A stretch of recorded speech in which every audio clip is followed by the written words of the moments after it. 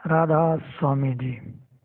ब्रह्मांड दूसरा विशाल लोक, अंड सूक्ष्म जगत का सबसे निचला भाग, पिंड का विशाल भाग। आज इस तीनों लोकों के विषय में विस्तार से चर्चा करेंगे। आइए शुरू करते हैं। ब्रह्मांड जो दूसरा विशाल लोक है, यह इसके आकार और इसके स्वामी की ओर संकेत करता है। ब्रह्मांड का अर्थ है ब्रह्मा का अंडा। अधिकांश प्राचीन ऋषि ब्रह्मा को ही सृष्टि का कर्ता मानते थे, क्योंकि वे इसे श्रेष्ठ, इससे अधिक श्रेष्ठ या उच्च शक्ति के विषय में कुछ नहीं जानते थे। परंतु संत जानते हैं कि सृष्टि में एक नहीं बल्कि असंख्य ब्रह्मा हैं, जो कई ब्रह्मांडों के शासक हैं। यह समझ लेना आवश्यक है कि अंड और ब्रह्मांड अनगिनत हैं और हर एक अपने कक्ष में सतलोक के इर्द गिर्द चक्कर काट रहा है।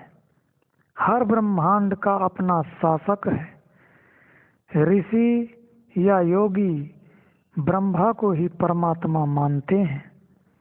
इसीलिए संतों ने त्रिलोकी के शासक का नाम यही रहने दिया। इन तीन लोकों में पिंड, अंड और ब्रह्मांड का निचला भाग, जिसे त्रिकुटी कहते हैं, शामिल है। ब्रह्मांड के ऊपरी भाग को पार ब्रह्मा कहा जाता है। जैसा पहले कहा जा चुका है, इस विशाल लोक में मुख्य रूप से चेतना का तत्व प्रधान है, परंतु इसके अध्यात्म अंश में कुछ स्थूल पदार्थ का मिश्रण भी है। यह उच्च कोटि का स्थूल पदार्थ है और इसमें मन भी शामिल है। इसे आध्यात्मिक भौतिक खंड कहा जाता है, क्योंकि इसमें चेतना की प्रधानता है। जैसे जैसे रचना के नकारात्मक सिरे की ओर नीचे आते हैं, उस लोक में चेतना की सघनता धीरे धीरे कम होती जाती है। निचले भागों में माया का तत्व बढ़ता जाता है, जिससे स्थूल पदार्थ की मात्रा बढ़ती जाती है। ब्रह्मांड के निचले हिस्से में मन प्रधान है। मन 5 तत्वों के सूक्ष्म अंश से बना है। इसमें कोई संदेह नहीं कि मन में भी बहुत कम मात्रा में चेतना का तत्व है, नहीं तो इसका अस्तित्व ही ना होता। जैसे जैसे हम नीचे उतरते हैं, सभी लोकों में धीरे धीरे अंधकार बढ़ता जाता है, क्योंकि इन लोकों की रचना में चेतना का तत्व कम होता जाता है। ब्रह्मांड का सबसे निचला हिस्सा त्रिकुटी है, जो ब्रह्मांडी मन का स्रोत है। यही सभी जीवों के मन का भी स्रोत है। आत्मा की ऊपर की चढ़ाई के समय यह, जब आत्मा मन से अलग होती है, तो सभी मन यहीं आकर समा जाते हैं। भौतिक जगत की तुलना में ब्रह्मांड अत्यंत विशाल है, जबकि सतलोक की तुलना में ये बहुत छोटा है। इसे बहुत से खंडों या मंडलों में बांटा गया है। कुछ लोग 6 उपभागों का वर्णन करते हैं, परंतु वास्तव में इस विशाल लोक में 20 मंडल हैं, या यूं कहें कि असंख्य मंडल हैं। हर मंडल का अलग अस्तित्व है। ये खंड एक दूसरे के साथ इस प्रकार सूक्ष्म रूप से सटे हुए हैं कि यह कहना आसान नहीं है कि कहाँ एक खत्म होता है और दूसरा कहाँ से शुरू होता है। इन लोकों के भिन्न भिन्न वर्णन और भिन्न भिन्न नामों का यही कारण है। अब अंड के विषय में बात करते हैं। सूक्ष्म जगत का सबसे निचला भाग है अंड। अंड भौतिक दृष्टि या भौतिक सृष्टि के सबसे अधिक निकट है।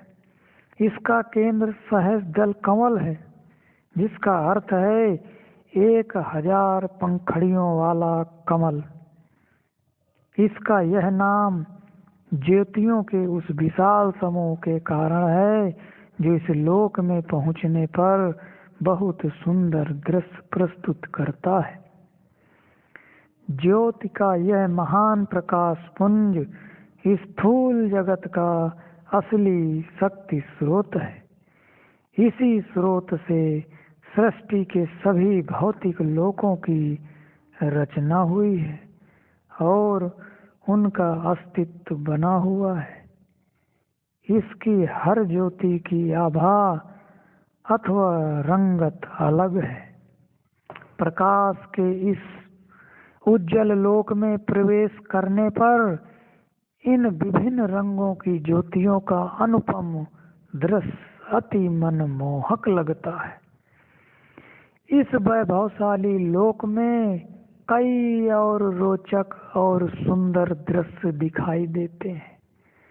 इसके अलावा पृथ्वी पर जन्म ले चुके सभी युगों के इतिहास प्रसिद्ध लाखों लोगों को यहाँ देखा जा सकता है। इनमें से कई इस तरह के लोक के निवासी हैं, स्वाभाविक है कि वे बहुत आनंद में हैं। यह लोक पृथ्वी से कहीं अधिक श्रेष्ठ है, फिर भी सतगुरुओं के मार्ग में यह पहला मुकाम है। ये ऋषि मुनि पैगंबर रिद्धि सिद्धि वाले जितने भी हैं, ये सब ये पहली मंजिल तक ही सीमित है। यह लोक भौतिक जगत से परे के क्षेत्रों का सबसे अंधकारमय लोक है, यानी यह रचना के सकारात्मक सिरे से बहुत अधिक दूरी पर स्थित है। इस लोक को कई बार ब्रह्मांड का भाग भी माना जाता है, परंतु संत इसे सृष्टि के एक अलग लोक के रूप में मानते हैं। इस लोक के अपने कई विशेष लक्षण हैं।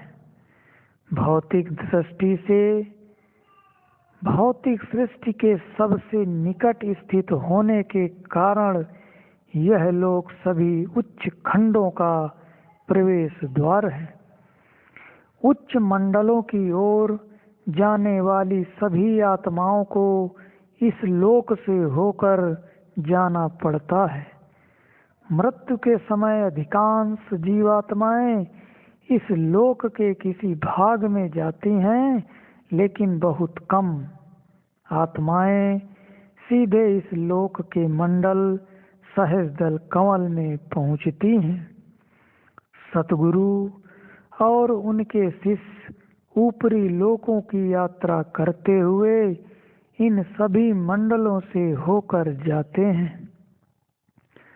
रचना का यह भाग अमर या अनश्वर नहीं है, न ही इसके निवासी अमर या विनाशी हैं।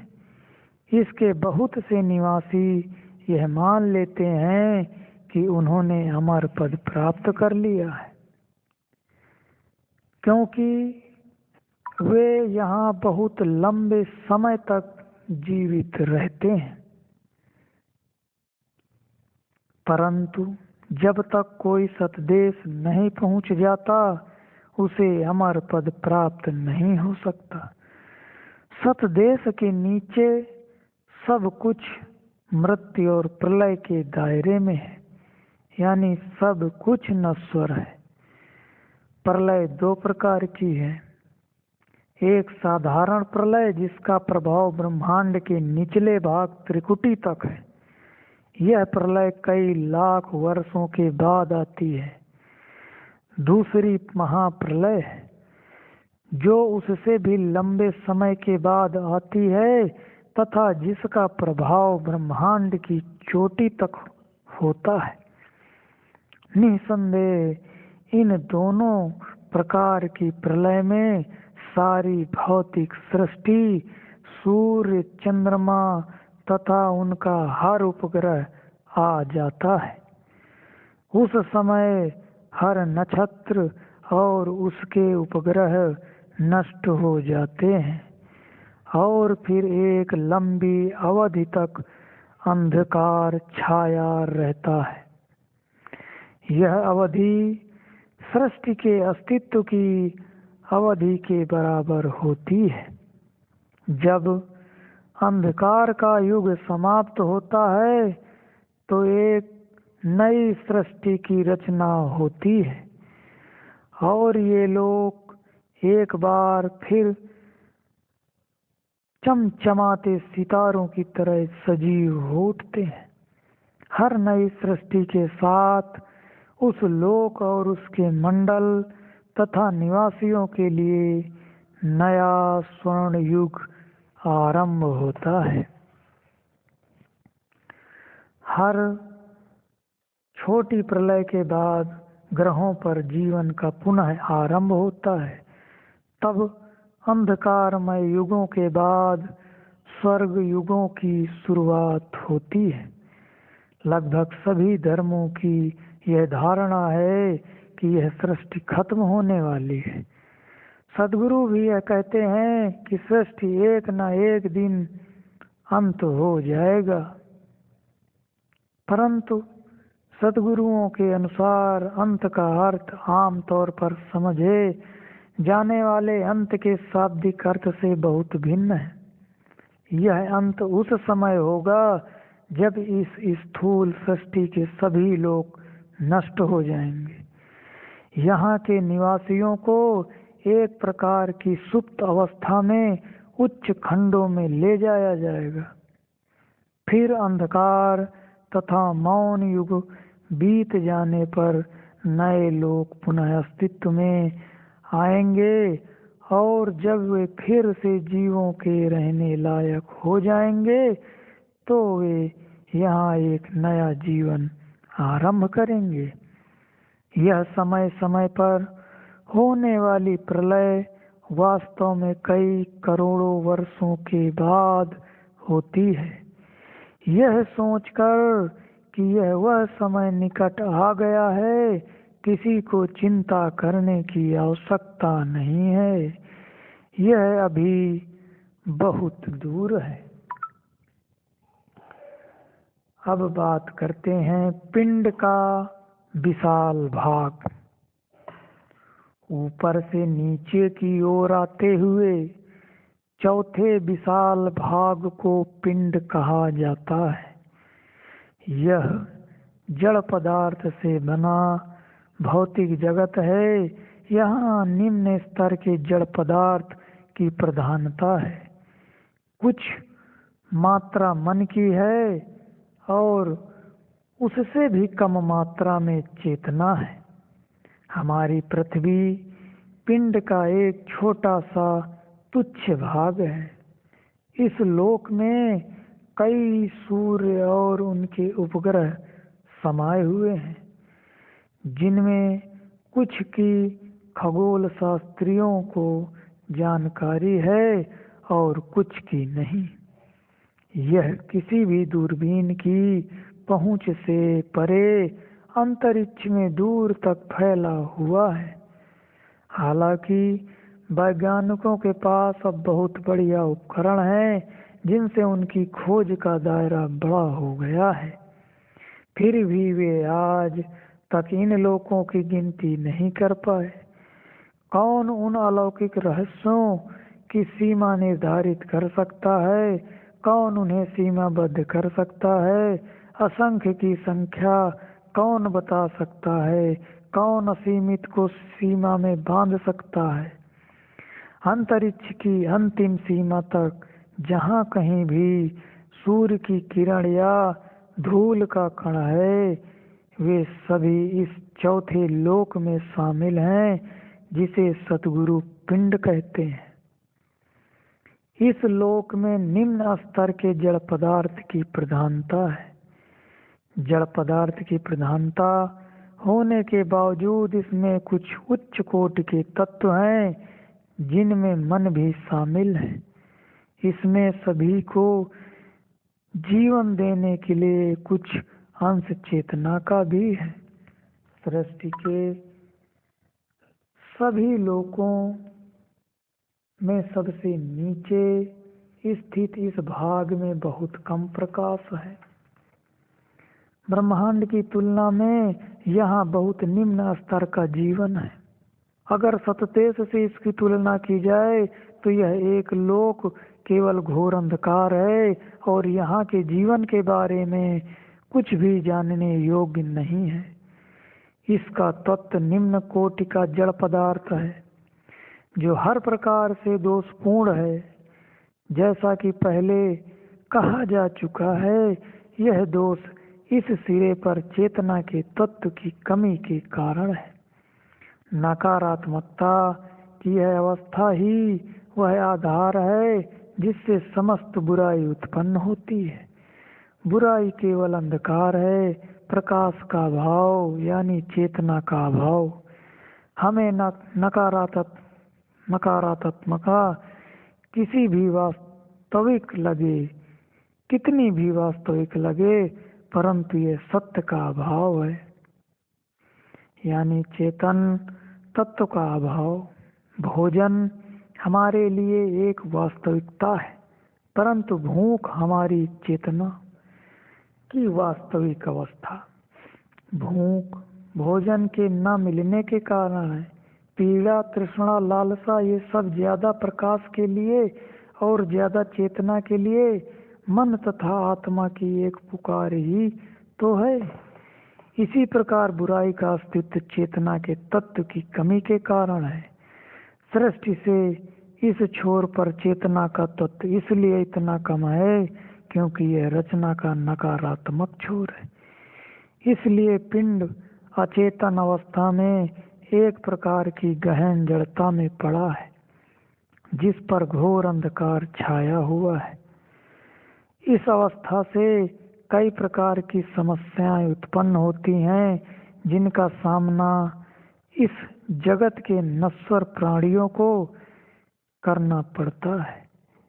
जैसे ही कोई इस निचले लोक को छोड़ता है और सृष्टि के रचनात्मक सिरे की ओर बढ़ना शुरू कर देता है, वैसे वैसे प्रकाश बढ़ता जाता है और चेतना, सौंदर्य तथा आनंद में भी विकास होता जाता है।